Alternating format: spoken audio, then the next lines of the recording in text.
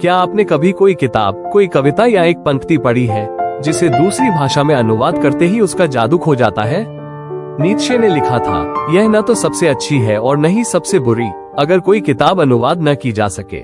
आज हम समझेंगे कि इसका मतलब क्या है। क्या अनुवाद न हो पाना किसी किताब को खास बनाता है या फिर उसे हमेशा के लिए एक ही भाषा में कैद कर देता है? नीत्शे हमें याद दिलाते हैं, अनुवाद न हो पाने से किताब न महान बनती है और न ही तुच्छ। ये केवल दिखाता है कि किताब कितनी गहराई से अपनी भाषा से जुड़ी हुई है।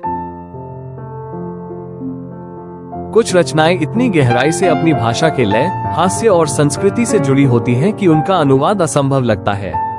लेकिन ध्यान रखिए, सिर्फ इस वजह से किताब सर्वश्रेष्ठ भी नहीं बनती और सबसे खराब भी नहीं। सोचिए, जापानी हाइकू अंग्रेजी में अपना तालमेल खो देता है, जर्मन का चुटकुला हिंदी में सपाट हो जाता है, संस्कृत का श्लोक ऐसी परतें रखता है जिन्हें एक अंग्रेजी वाक्य पकड़ ही नहीं सकता। तो क्या इसका मतलब किताब महान है? नहीं। क्या इसका मतलब किताब घटिया है? बिल्कुल नहीं। इसका मतलब सिर्फ इतना है कि अनुवाद की सीमा है, किताब की कीमत की नहीं। कुछ उदाहरण लेते हैं। शेक्सपियर का नाटक किसी भी भाषा में अनुवाद हो सकता है, लेकिन उसका हास्य और शब्दों का खेल हमेशा थोड़ा कम हो जाता है। गालिब की गजलें उर्दू में जो मिठास रखती हैं, उसका अनुवाद कहीं न कहीं कमजोर पड़ जाता है।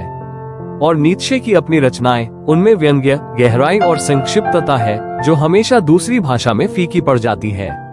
लेकिन इन सब के बावजूद ये रचनाएं न तो सिर्फ इस कारण महान है और न ही तुच्छ।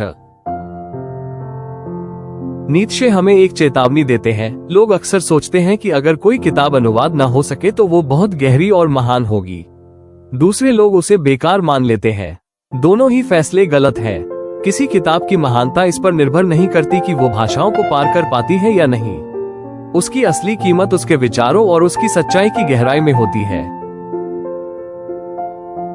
तो अगली बार जब आप सुने कि कोई किताब अनुवाद योग्य नहीं है, तो याद रखिए नीत्शे की ये बात। ये तथ्य हमें किताब की महानता या तुच्छता के बारे में कुछ नहीं बताता।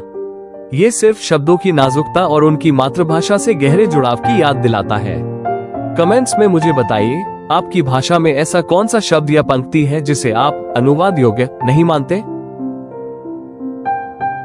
और अगर यह विचार आपको पसंद आया तो लाइक कीजिए, शेयर कीजिए और reflect for renew to evolve channel को सब्सक्राइब कीजिए, जहां हम दर्शन और किताबों को समझते हैं, पन्ना दर पन्ना, लाइन दर लाइन।